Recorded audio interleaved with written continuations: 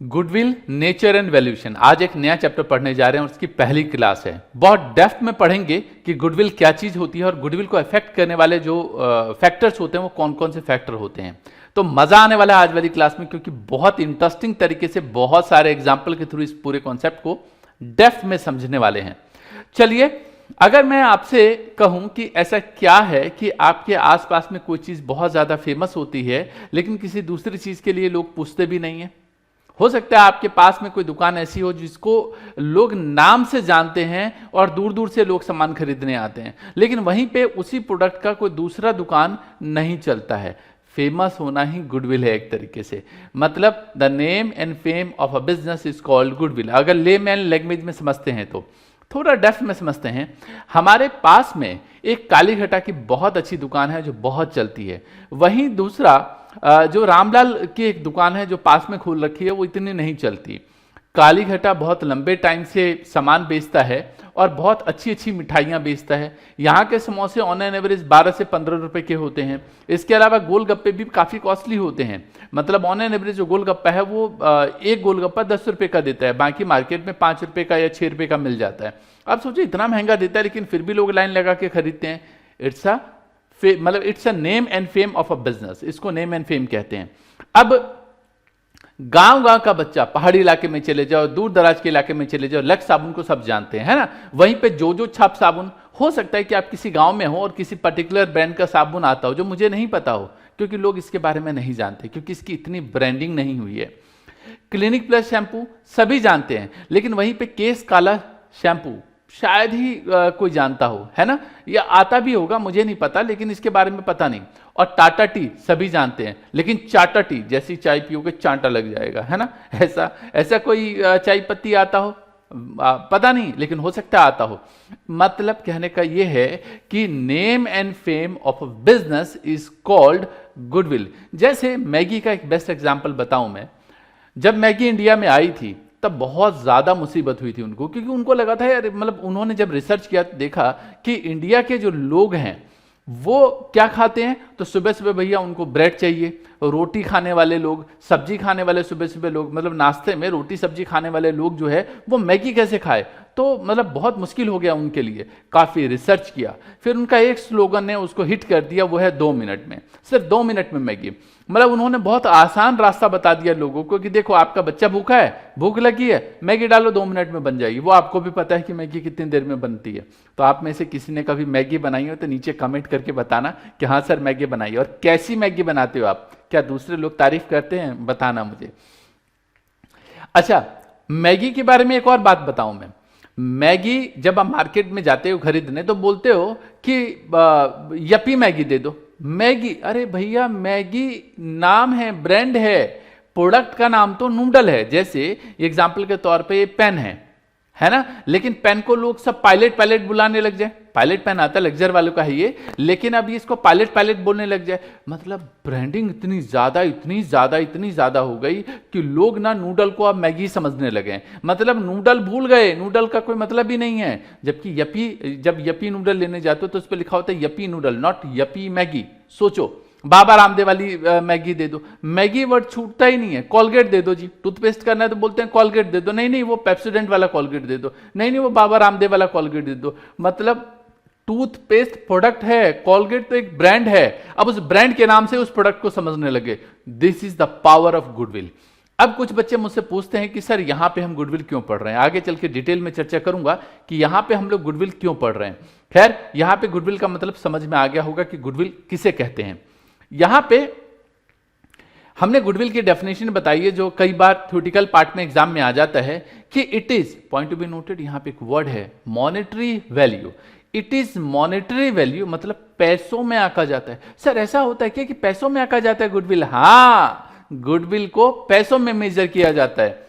जैसे अभी पीछे आप लोगों ने न्यूज में सुना होगा कि कुछ टाइम पहले आकाश को बाइजू वालों ने खरीद लिया 7600 करोड़ में।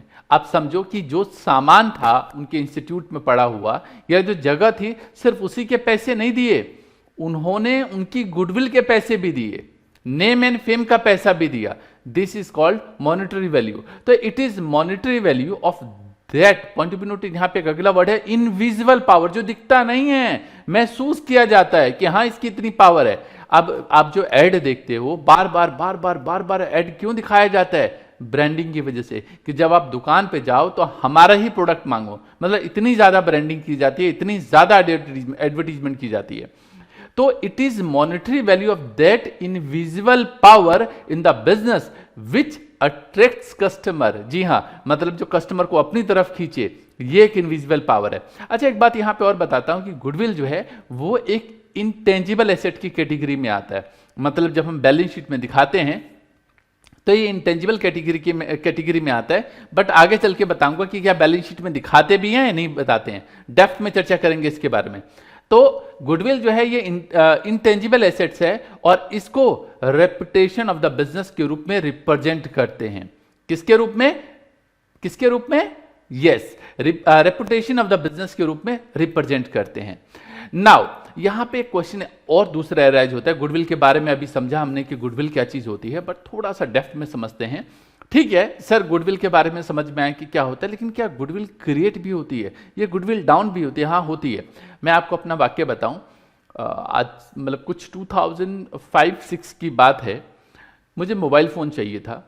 उस समय नोकिया का फ़ोन बहुत चला था और एक फ़ोन मुझे बहुत पसंद आया क्योंकि वो फ्लैप वाला फ़ोन था, ऐसे करके खुलता था पूरा और डबल स्क्रीन थी, अंदर भी स्क्रीन थी बाहर भी स्क्रीन थी। बहुत बढ़िया फ़ोन था, बहुत अच्छा लगा भाई। उनका जो पेमेंट था वो काफ़ी अच्छा खासा था, बट कोई बात नहीं, मैंने कहा कि मुझे फ़ोन अच्छा लगा, मुझे लेना है। ले लिया फ़ोन। फ़ोन लाने के 15 दिन बाद ही फ़ोन ख़राब हो गया। सर्विस सेंटर दिखाया गया, भाई सर्विस सेंटर वालों ने मुझे 3 महीने घुमाया, चक्कर कटवाया। अल्टीमेटली जब उनसे नहीं ठीक हुआ तो वो अलग बात है कि उन्होंने मुझे वो फ़ोन रिप्लेस करके दूसरा फ़ोन दिया, लेकिन जब वो फ़ोन लिया उसके बाद कान पकड़ लिया कि नोकिया का फ़ोन कभी नहीं खरीदूंगा। सीरियसली, मतलब बहुत बुरी हालत होगी। अब आपको लगता है क्या कि मेरे जैसे कस्टमर, मान लो कोई पूछने आएगा कि भैया नोकिया का फ़ोन, कहना बिल्कुल मत लेना नोकिया, दूसरा फ़ोन ले लो लेकिन नोकिया मत लेना। ऐसे ही बताता हूँ मैं, अगर अपने बारे में बताऊं कि नोकिया फ़ोन नहीं लेना। उसके बाद कई सारे ब्रांड के फ़ोन लिए, फिर बाद में अल्टीमेटली मैंने सैमसंग की नोट सीरीज़ लेनी चालू की। तो नोट सीरीज़ लिया, नो डाउट उसका एक्सपीरियंस भी बहुत अच्छा रहा और सैमसंग के और भी जो टैब है वो इस्तेमाल किया मैंने। उसके बाद बीच में क्या हुआ कि जब वो फ़ोन, क्योंकि मैं मनाली घूमने गया तो वहाँ पे क्या हुआ, गलती से मैंने ऊपर वाली जेब में रख लिया। अब साइकिलिंग था वहाँ पे, साइकिल चलाने का था वो, साइकिलिंग के लिए गया था वहाँ पे। तो क्या हुआ कि साइकिल से उतरते वक्त ना थोड़ा झुका मैं, तो झुका जैसे ही तो क्या हुआ कि फ़ोन गिर गया और टूट गया। अब फ़ोन जैसे ही टूट गया तो फिर अब फ़ोन तो यार फ़ोन ही होता है ना, कि आप कितने दिल से उसको रखते हो। खैर फ़ोन टूट गया, स्क्रीन खराब हो गई। उसके बाद मैंने और भी कंपनी के फ़ोन खरीदे, ओप्पो का फ़ोन खरीदा, वीवो का फ़ोन खरीदा, इसके अलावा LE TV खरीदा, और भी कई कंपनी के बीच बीच में फ़ोन ले लिए 6-6 महीने बाद, 7 साल बाद। लेकिन सीरियसली बोलूँ, उससे पहले जो मैं नोट सीरीज़ का फ़ोन चला रहा था उसको 2 साल हो गए थे। बाकी सभी फ़ोन 6-6 महीने में बदल लिए, मेरे को पसंद ही नहीं आया। मतलब उसके ना तो फीचर पसंद आए, कभी पता चले कि उसके फ़ोन में स्पीकर में जब सुनने वाला स्पीकर होता है उसी से वॉइस कम आ रही है। उसके बाद दोबारा से मैंने सैमसंग का फ़ोन लिया। तो प्रॉब्लम क्या है कि मुझसे अगर कोई बोलेगा कि फ़ोन कौन सा लेना चाहिए तो मैं कहूँगा सैमसंग इज़ बेस्ट। क्यों? क्योंकि उसका एक्सपीरियंस मेरे हिसाब से मेरे को अच्छा लगा। बाकी हो सकता है कि सस्ते फ़ोन और कंपनी देते हों, बट मुझे वो अच्छा लगा। तो ब्रांडिंग, अगर मतलब ये क्या है कि कस्टमर ही दूसरे कस्टमर को रिकमेंड कर रहा है। तो ऐसे बहुत सारे फैक्टर हैं जिनकी वजह से किसी कमोडिटी या किसी प्रोडक्ट की बात करें तो उसकी ब्रांडिंग बढ़ती है या घटती है। हाँ, ब्रांडिंग बढ़ती भी है और घटती भी है। जी हाँ, बिल्कुल सही समझा आपने। पहला है लोकेशन। कभी देखा है गांव देहात के इलाके में, इवन दिल्ली में भी हर जगह मैकडी नहीं मिलता, या दिल्ली में भी हर जगह डोमिनोज वालों ने नहीं खोल रखा, उन्होंने ऐसी जगह खोल रखा जहां पे लोग आते हो, शॉपिंग करने आते हो। अब भीड़ भाड़ ज़्यादा हो वहां पे आते हैं, जहां पे पेइंग कैपेसिटी हो वहां आते हैं। तो लोकेशन इज़ वेरी इंपॉर्टेंट। जी हाँ, लोकेशन इज़ वेरी इंपॉर्टेंट। जैसे मैं बताऊं कि मेरी लोकेशन क्या है, तो मेरी लोकेशन इंटरनेट है, क्योंकि मैं दूर दराज के बच्चों तक, जो हमारे पेड कोर्सेज हैं वो दूर दराज तक के बच्चे बाई करते हैं। जो गांव के बच्चे हैं, जो इवन सिर्फ मैं दिल्ली की बात नहीं कर रहा या इंडिया की बात नहीं कर रहा, हमारे यहाँ पे जो मेरे पेड स्टूडेंट्स हैं वो दुबई, दुबई के अलावा ये लंदन हो गया, इसके अलावा अफगानिस्तान हो गया, जहाँ पे मतलब हिंदी बोली जा सकती है। अब जैसे लंदन में बहुत सारे इंडियंस रहते हैं, या इंडियन जो अपने बच्चों को उधर के सीबीएसई के स्कूल्स में पढ़ाते हैं वो, और जिनको हिंदी भी आती है, जनरली वो सभी कोर्स हमारे बाई करते हैं। तो लोकेशन बहुत इंपॉर्टेंट है। अब पहले जब मैं पढ़ाता था तो 100 बच्चे, 200 बच्चे, 250, 300 बच्चे, इस तरीके से, तो एक लिमिट था, बट अब यहाँ पे लिमिट नहीं है। तो लोकेशन इज वेरी इंपॉर्टेंट। अगला है efficiency of management. Efficiency of management मतलब मैनेजमेंट की एफिशिएंसी क्या है, मैनेजमेंट कैसा काम कर रहा है। मतलब मैनेजमेंट अगर बहुत बढ़िया है, सिंपल सी बात है, गुडविल बहुत अच्छी होगी। अच्छा मुझे बताना, कई बार ऐसा होता है कि किसी दुकान पे तुम पेन खरीदने जाते हो और वो दुकान वाला बोलते हैं हाँ जी क्या लेना है, आप बोलते हो भैया वो पेन दिखाना। पेन देखना है, पैसे निकालो, दिखाने के लिए पेन नहीं है, लेना हो तो बात करो, ऐसे बोलता है वो आपको। आप कहते हो भैया लेना ही है, दिखा तो दो। कहते नहीं बताओ कौन सी कंपनी का चाहिए, आप बोलते हो सेलो का चाहिए। कितने वाला चाहिए, 5 वाला चाहिए, लो पैसे दो। मतलब वो बंदा दिखाने को तैयार नहीं है, लेकिन आपके आसपास में वही दुकान है, मजबूरी यार, ले लिया आपने, 5 रुपये उसको पकड़ा है, फिर बोला दिखा दो। चला के देखा तो भी ऐसे देख रहा है कि मतलब लेगा नहीं लेगा। आपने बोला ठीक है चल रहा है, ले रहा हूं मैं, और ले लिया आपने। लेकिन अगली बार आप कभी भी किसी को रिकमेंड नहीं करोगे कि उस दुकान पे जाओ, कभी भी नहीं बोलोगे कि आप मतलब वहां से जाके दोबारा किसी को बोलोगे कि सामान ले लो, जाओगे नहीं। लेकिन वहीं पे एक दूसरी दुकान है जहां पे जाते हो, वो प्यार से बोलते हैं हाँ जी बेटा क्या चाहिए, आप बोलते हो पेन। अच्छा ठीक है, गए थे 5 रुपए वाला पेन लेने, लेकिन उसने बोला कि कोई बात नहीं है, 10 वाला पेन भी है, बहुत बढ़िया चलता है, देख तो लो। फिर 15 वाला पेन भी दिखा दिया, 20 वाला भी दिखा दिया, और भैया उसने 10 तरीके के पेन दिखा दिए, और आपको 20 रुपए वाला पेन पसंद आ गया। गए थे 5 रुपए वाला पेन लेने, आप 20 रुपए वाला पेन खरीद के आ जाते हो। देखते हो एफिशिएंसी ऑफ मैनेजमेंट, बात करने का तरीका कितना बढ़िया है ना। अगला है पब्लिसिटी एंड एडवर्टीजमेंट। जो पब्लिसिटी है, जो एडवर्टीजमेंट है, जितना ज्यादा होगा, जैसे मैगी का बताया मैंने, कोलगेट का बताया, जितना ज्यादा होगा ब्रांडिंग बढ़ेगी, गुडविल बढ़ेगी। पब्लिसिटी एडवर्टीजमेंट जितना कम होगा, ब्रांडिंग घटेगी, गुडविल घटेगी, है ना। फिर मार्केट की सिचुएशन कैसी है, मतलब कैसी मार्केट है, मोनोपोली मार्केट है या कॉम्पिटिटिव मार्केट है। मोनोपोली है तो राजा है भैया, वो जो प्राइस चाहेगा वो चार्ज करेगा। लेकिन अगर कॉम्पिटिटिव सिचुएशन है तो वहां पे अगर बात करूं तो कॉम्पिटिटिव में क्या होगा कि प्राइस कस्टमर के हिसाब से रखना पड़ेगा, नहीं तो ज्यादा प्राइस रखा तो दूसरी तरफ चला जाएगा। ये भी गुडविल को अफेक्ट करती है। अगला है क्वालिटी ऑफ प्रोडक्ट, जो बहुत इंपॉर्टेंट है। जैसे अगर हम हमारे लेक्चर्स की बात करूं तो हमारे लेक्चर्स कई बार बच्चे जब देखते हैं और उनको लगता है कि नहीं यार, पढ़ाने का जो तरीका है ना इतना मजेदार, इतना इंटरेस्टिंग है कि लेक्चर तो इन्हीं से लेना है। वजह क्वालिटी, कि यहां पे बकबक नहीं कर रहे, यहां पे टू द पॉइंट सिर्फ बात हो रही है ना। और अगला है आफ्टर सेल सर्विस, कि किसी ने सेल कर दिया, जैसे कोई मान लो प्रोडक्ट खरीदा आपने और उसके बाद उसमें कोई दिक्कत आई, तो वो बहुत प्यार से आपको प्रोडक्ट रिप्लेस करके देते हैं।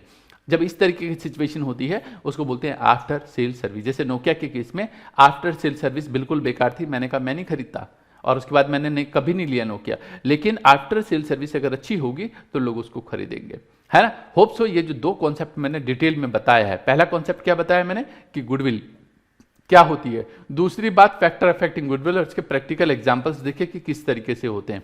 मजा आया होगा आपको। नीचे मुझे कमेंट में बताओ कि आपको आज की क्लास कैसी लगी। साथ में मुझे बताओ, मैंने क्वेश्चन सभी से पूछा था, वैसे मैं इस पे प्लान कर रहा हूं कि आपको क्लास रेगुलर एंड डेली मिले, ताकि आप डेली पढ़ो। और टेस्ट का मैंने आप लोगों से पूछा था कि भाई टेस्ट कैसे लें, तो चलिए उसके ऊपर अभी चर्चा हो रही है। लेकिन 2 इंपॉर्टेंट बातें जो बहुत इंपॉर्टेंट है वो बता दूं। पहली बात तो आप टेलीग्राम ग्रुप के साथ जुड़ जाओ, क्योंकि वहां पे रेगुलर कुछ ना कुछ इंफॉर्मेशन मिलती है। इसके अलावा एक बहुत इंफॉर्मेटिव सीरीज एंड टेस्ट की सीरीज भी वहीं हम लोग चालू करेंगे, तो उसके साथ जुड़ जाओ। दूसरी इंपॉर्टेंट बात, नीचे कमेंट में आप सभी बहुत कुछ पूछते हो, बहुत अच्छा लगता है, अप्रिशिएट करते हो, बहुत बढ़िया लगता है। रेगुलर जुड़ जाओ। और कोई बच्चा अगर नया जुड़ा है तो पिछले वाले चैप्टर से इस चैप्टर का बहुत ज़्यादा लिंक नहीं है, बट ये चैप्टर इंपॉर्टेंट है, तो वो सारे के सारे लेक्चर जो हैं वो फ्री टाइम में आप देख लेना। फंडामेंटल की सीरीज है, पूरे 14 लेक्चर्स हमने बनाए हैं, तो इस लेक्चर को अच्छी तरीके से समझो, अच्छे से सुंदर तरीके से नोट्स बनाओ, बहुत जरूरी है। अगर सुंदर तरीके से नोट्स बनाओगे भाई तो मजा आएगा, अगर नोट्स नहीं बनाओगे तो बाद में प्रॉब्लम होगी, ठीक है। उम्मीद करता हूं आज वाली क्लास को आपने एंजॉय किया होगा, मजा आया होगा आपको, है ना। मिलेंगे हम लोग अगली क्लास में, तब तक के लिए all the best, take care, जय हिंद, जय भारत।